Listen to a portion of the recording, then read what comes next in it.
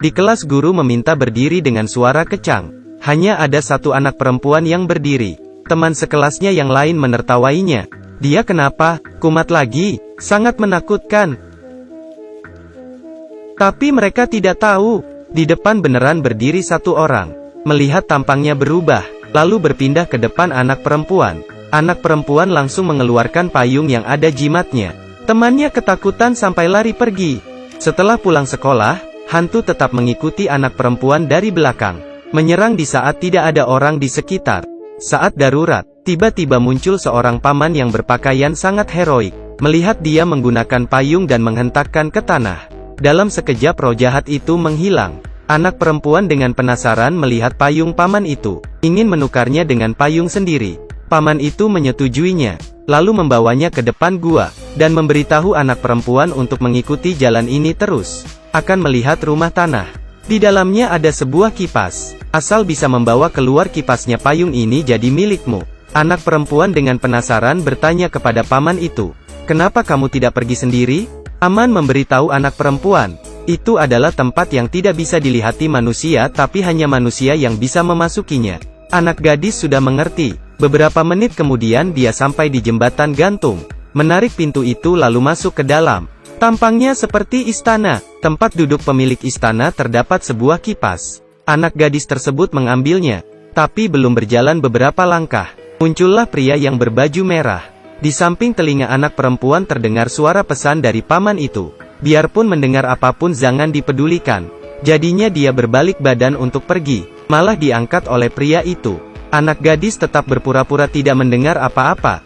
Sayangnya tetap ketahuan oleh pria itu. Di bawah ancaman pria itu, anak gadis menceritakan kesepakatannya dengan paman itu. Pria itu memberitahu anak perempuan, paman itu adalah siluman.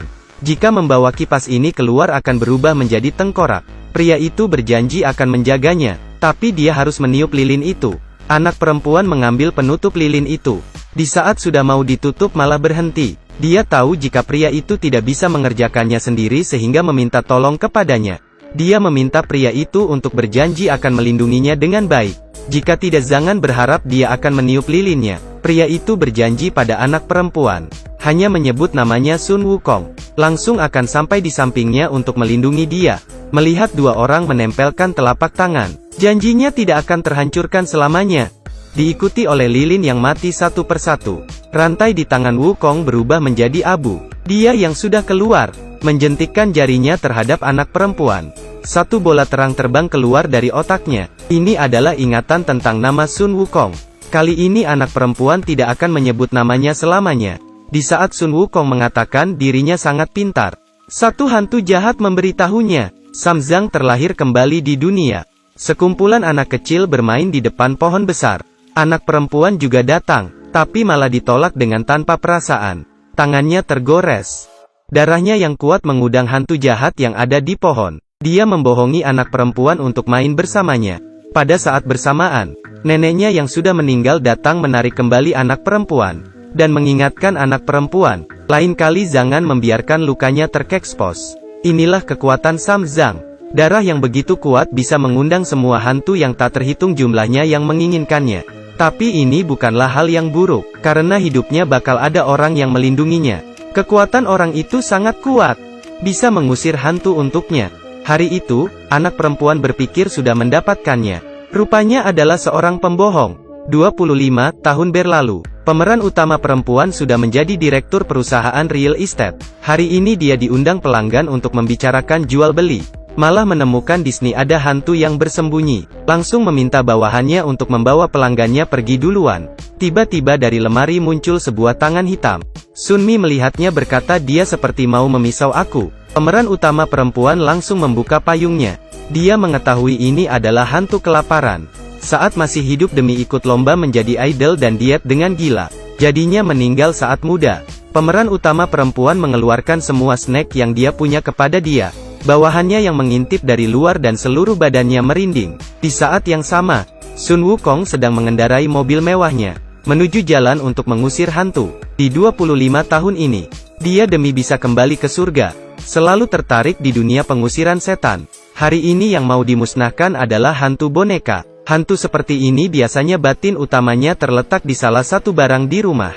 Melihat Sun Wukong menghancurkan satu persatu, hantu boneka ketakutan, bersedia menggunakan info yang sangat rahasia untuk mengganti balik nyawanya. Dia memberitahu Sun Wukong, Sam Zhang terlahir kembali lagi di dunia, dan memamerkan dirinya sendiri di badannya, meninggalkan bekas darah yang mirip seperti ini. Saat ngomong sambil mengontrol batin utamanya yang di belakang untuk menyerang, Wukong memukul dengan sekali pukulan. Tapi masalah Sam Zhang membuatnya tidak bisa melepasnya. Hari ini dewa yang bertugas atas kinerja dan memberitahu Wukong, masuk ke surga belum pasti. Wukong mengamuk. Dia teringat Sam Zhang. Hanya memakannya membuat tidak ada lagi yang bisa mengurusinya. Malam harinya, pemeran utama perempuan yang sudah pulang rumah berencana untuk mandi lalu tidur. Satu hantu boneka diam-diam di samping melihatnya. Pemeran utama perempuan merasa ada yang aneh, langsung mengambil payung. Tiba-tiba foto yang di meja terbang. Tangan pemeran utama perempuan tergores. Darah yang tak terhitung bercucuran. Hantu di sekitar semua datang seperti sudah gila.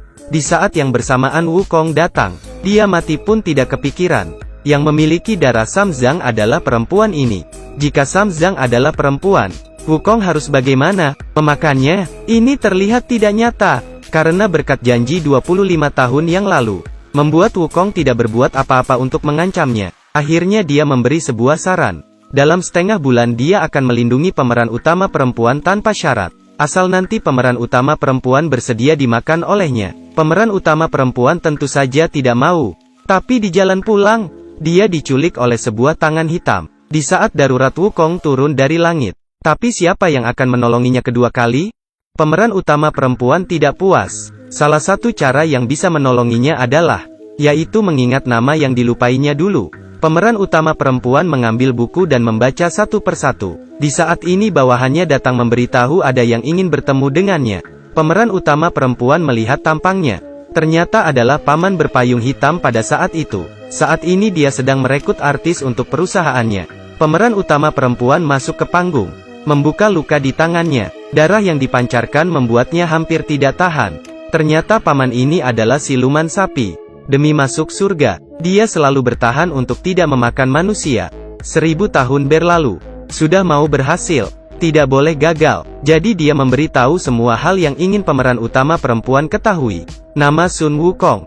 Tapi pemeran utama perempuan bahkan tidak ingat sama sekali. Selagi tetesan ingatan itu tidak kembali, akan selamanya seperti ini. Jadi siluman sapi itu membawanya ke kedai sampah, membeli sebuah barang ajaib bernama Jin Guzhou. Asal dipakaikan ke Sun Wukong, maka akan mendengar perkataan pemeran utama perempuan. Malam ini pemeran utama perempuan mengajak Sun Wukong keluar. Berkata jika berkencan dengan dirinya maka akan memenuhi keinginan Sun Wukong. Saat berpisah memberinya Jin Guzhou, tapi belum sempat menggunakannya. Di saat keigatan pengusiran setan, ditarik masuk oleh hantu liar masuk ke dalam lukisan. Setelah mengetahuinya Wukong jadi gelisah. Daging yang sudah didekat tidak boleh hilang. Jadi dia ikut masuk ke dalam lukisan. Di sana dia menemukan pemeran utama perempuan. Dua orang bagaimanapun tetap tidak bisa keluar dari lukisan. Ternyata lukisannya sudah dibakar siluman sapi. Dia tidak senang melihat Sun Wukong bukan hanya beberapa hari saja. Membantu pemeran utama perempuan mengambil Jin Guzhou juga untuk mengontrol Sun Wukong. Situasi mendesak. Wukong memanggil kembali tetesan ingatan. Dia menggunakan semua tenaganya untuk mengeluarkan pemeran utama perempuan itu dari lukisan. Dengan begitu jika pemeran utama perempuan dalam bahaya dan memanggil nama Sun Wukong, dia juga akan keluar. Tapi dia sepertinya menganggap kedudukannya di hati pemeran utama perempuan terlalu tinggi. Pemeran utama perempuan sama sekali tidak bermaksud mau menolongnya. Sampai di saat bertemu dengan bawahan Wukong, dia baru tahu semuanya. Ternyata Wukong sudah mengetahui kegunaan Jin Guzhou, tapi tetap memakainya. Dia hanya mencari alasan untuk melindunginya. Pemeran utama perempuan yang sudah mengerti semua ini, dia menggunakan pisau menyayat tangannya sendiri. Darahnya mengundang hantu jahat yang tak terhitung jumlahnya. Hanya melihat pemeran utama menjerit menghadap langit. Sun Wukong, pahlawan yang hanya miliknya muncul.